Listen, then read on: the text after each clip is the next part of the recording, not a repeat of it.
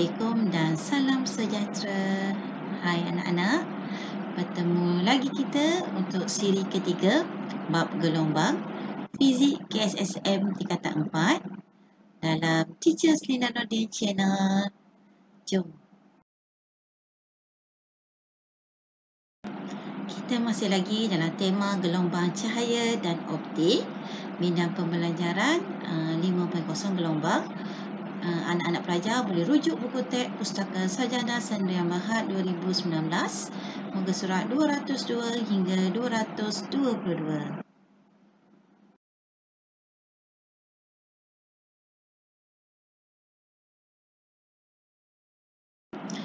Topik kali ini kita akan sambung standard kandungan 5.5 iaitu pembelawan gelombang. Standard pembelajaran, di akhir pembelajaran murid akan dapat menghuraikan gelombang dari aspek panjang gelombang lambda, frekuensi F, laju V, amplitude A dan arah perambatan gelombang. Pelajar juga dapat menentukan faktor-faktor yang mempengaruhi pembelawan gelombang. Akhir sekali, melukis gambar rajah untuk menunjukkan corak pembelawan gelombang air dan kesan pembelawan cahaya. Baiklah anak-anak, bagi set induksi, boleh perhatikan gambar foto 5.12 iaitu benteng di Marang, Terengganu. Apakah yang menyebabkan muka gelombang air laut di kawasan A dan kawasan B mempunyai bentuk yang berlainan? Sila jana idea anda. Jadi, tajuk kita kali ini ialah pembelawan gelombang. Apakah pembelawan gelombang? Okey, baiklah anak-anak. Pembelawan gelombang ialah satu penyebaran gelombang apabila gelombang itu merambat melalui suatu celah atau tepi suatu penghalang. Ada dua syarat dia iaitu celah dan juga penghalang. Berlaku kepada gelombang air, cahaya dan juga bunyi. Wujud apabila ada celah dan penghalang iaitu syarat berlakunya pembelawan gelombang. Okey, anak pelajar boleh rujuk buku teks muka surat 205.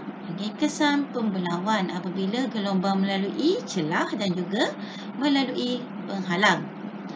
Panjang gelombang tidak berubah. Kenapa? Kerana laju gelombang tidak berubah. Okey, frekuensi tidak berubah kerana tiada perubahan kepada frekuensi sumber. Laju tidak berubah kerana tiada perubahan media sebelum dan selepas pembelawan. Amplitude gelombang berkurang kerana tenaga gelombang tersebar meliputi kawasan yang lebih luas selepas dibelau. Dan arah perambatan gelombang berubah kerana muka gelombang akan tersebar. Itu adalah kesan pembelawan apabila melalui celah dan juga penghalang. Buku teks muka surat 205 juga pelajar boleh melihat corak pembelawan bagi gelombang air, cahaya dan bunyi. Dalam rajah 5.49 menunjukkan corak pembelawan bagi gelombang air, 5.0 menunjukkan gelombang bunyi dan rajah 5.51 menunjukkan corak pembelawan bagi gelombang cahaya. Pelajar boleh juga melihat kesan saiz celah dan panjang gelombang ke atas corak pembelawan gelombang di muka surat 207. Okey. Jadi di sini pelajar kena tahu bagaimana nak melukis corak pembelawan apabila melalui celah yang berbeza saiz ataupun amplitude.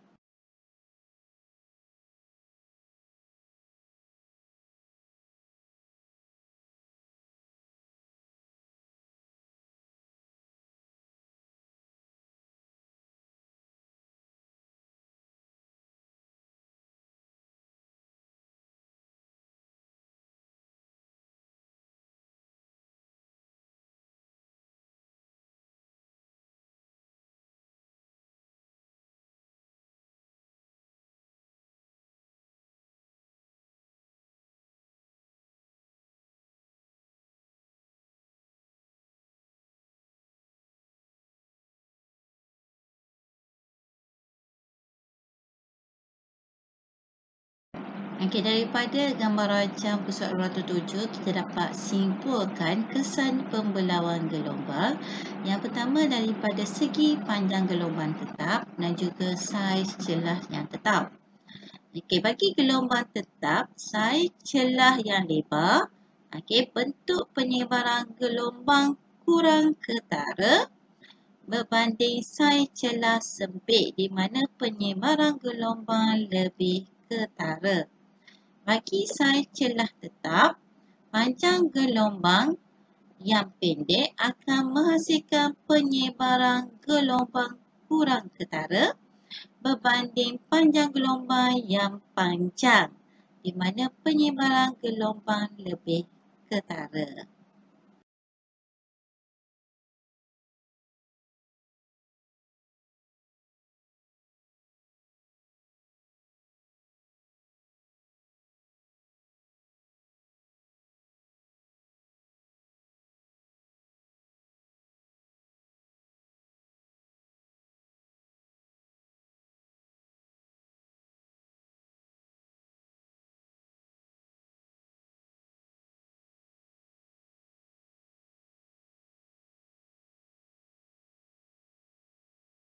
Pembelauan gelombang dalam kehidupan harian, anak pelajar boleh melihat rajah 5.53 pembelauan gelombang air, cahaya dan bunyi.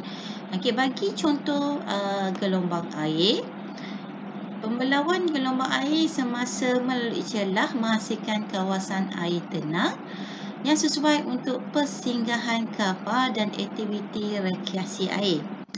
Contoh gelombang cahaya dalam kehidupan kita ialah pembentukan hologram yang dihasilkan oleh kesan pembelauan cahaya digunakan sebagai tanda keselamatan pada kad bank seperti kad debit dan juga kad kredit.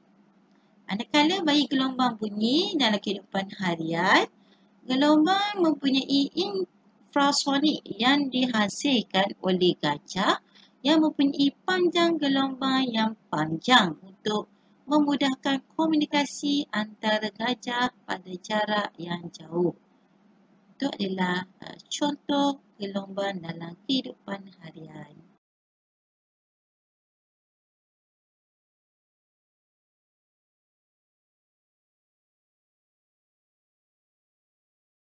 Baik, seterusnya pelajar boleh belajar melukis bagaimana corak pembelauan gelombang apabila melalui halangan dan juga celah.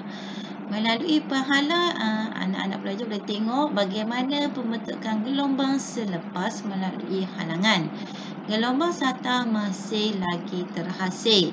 Berbanding melalui celah, gelombang membulat terhasil. Bergantung kepada saiz celah pembentukan gelombang tersebut.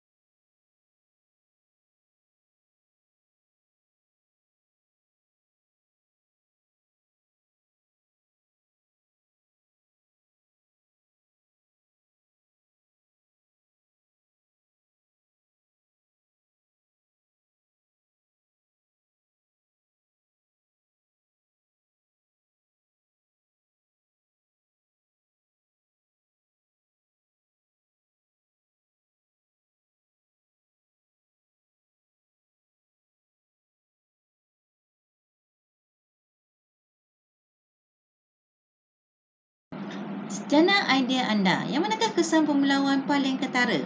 Okey. Jadi untuk memahamkan gambar ini, pelajar kena lihat yang pertama saiz celah. Okey.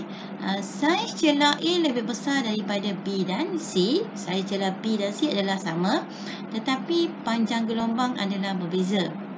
Jadi paling ketara sekali kesan pembelauan kita boleh lihat di gambar rajah B. Okey. Berbanding dengan gambar rajah C iaitu sederhana ketara dan gambar rajah A kurang ketara. Okey, A kurang ketara kerana saiz pahadan lebih besar. B dan C mempunyai saiz yang sama. Namun begitu, B lebih ketara berbanding C kerana gelombang 7 lebih panjang. Itulah perbezaan daripada saiz pahadan dan juga panjang gelombang.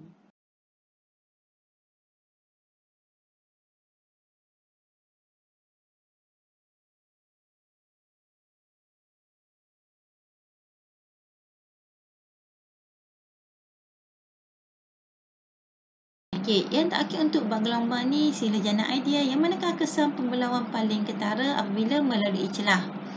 Okey, E celah dia lebih besar berbanding dengan E dan F. Jadi D kurang ketara kesan pembelawan dia. E sederhana ketara dan paling ketara adalah DF. Okey. D kurang ketara kerana saiz celah lebih besar B berbanding B dan C yang mempunyai saiz celah yang sama. Namun begitu F lebih ketara berbanding E kerana panjang gelombang tuju lebih panjang. Itulah kesimpulan bagi kesan pembelawan melalui celah. Sekian saja tajuk pembelawan gelombang. Jumpa lagi pada siri keempat, interferens gelombang dan spektrum elektromagnet. Bye.